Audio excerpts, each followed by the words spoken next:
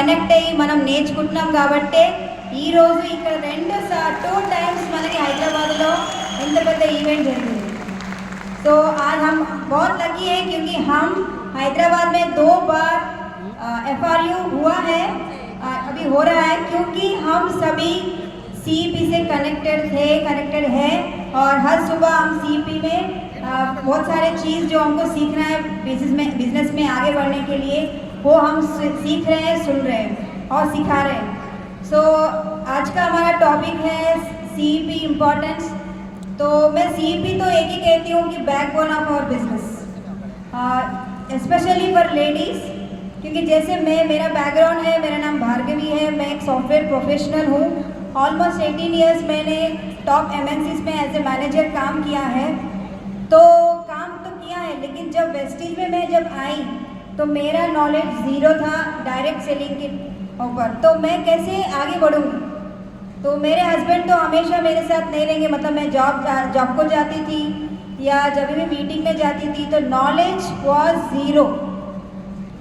तो अगर मुझे अपने आप को ग्रो करना है तो आपको सभी पता है कि ये हस्बैंड वाइफ दोनों साथ में करेंगे तो ही बहुत आगे बढ़ेंगे हम लोग. इसके लिए नॉलेज की बहुत ज़रूरी है.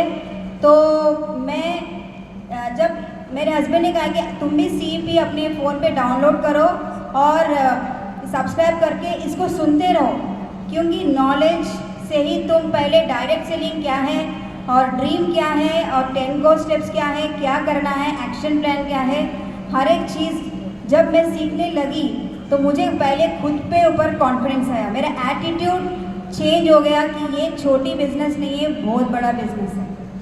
రైట్. సో ఎప్పుడైతే వెస్టీజ్ బిజినెస్లో మేము స్టార్ట్ చేసామో అప్పుడు నా నాలెడ్జ్ నా ఆఫీస్ వరకే ఉంది, కానీ వెస్టీజ్ డైరెక్ట్ సెల్లింగ్ అనేది నాకు నాలెడ్జ్ జీరో ఉన్నప్పుడు CEP చాలా చాలా హెల్ప్ చేసింది.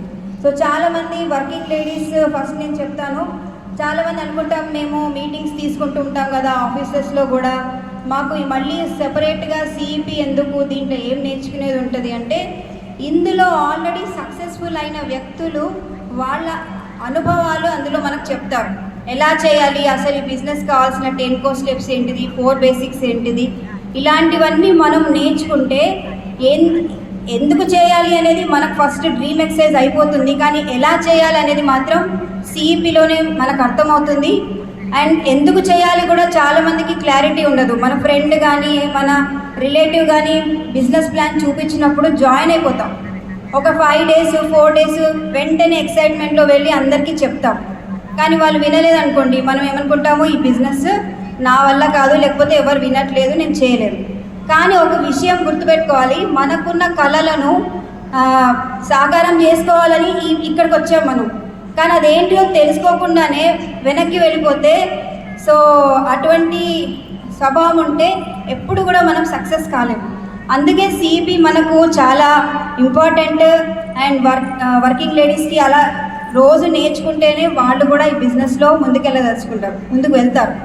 అండ్ హౌస్ వైఫ్స్కి ఎలా ఉంటుందంటే, చాలామందికి ఇన్ఫీరియారిటీ కాంప్లెక్స్. సో నేనైతే జాబ్ చేయలేదు కాబట్టి నేను ఈ బిజినెస్ చేయలేను, నలుగురితో మాట్లాడలేను. అటువంటప్పుడు ఫస్ట్ జాయిన్ అయిన వెంటనే CEPలో మీరు సబ్స్క్రైబ్ చేసుకోండి, రోజు వినండి, ఒక 1-2 మంత్స్ అయినా వింటూ ఉండండి. डेफिनेटली फर्स्ट मी एटीट्यूड चेंज होती. अगर आप हाउस वाइफ हैं तो पहले CEP सब्सक्राइब कीजिए और हर दिन सुनते रहिए. आपके काम होने के बाद आप काम के साथ जब आप पकाते रहते हो, कुछ भी करते रहते हो, आप CEP में सुनते रहिए. तो आपके अंदर जितने भी डाउट्स हैं ना, खुद के ऊपर जो डाउट रहता है कि मैं कर सकती हूँ या नहीं कर सकती, वो आपको CEP से वो डर पूरा चले जाएगा. आप एक सक्सेसफुल एंटरप्रेन्योर बनेंगे.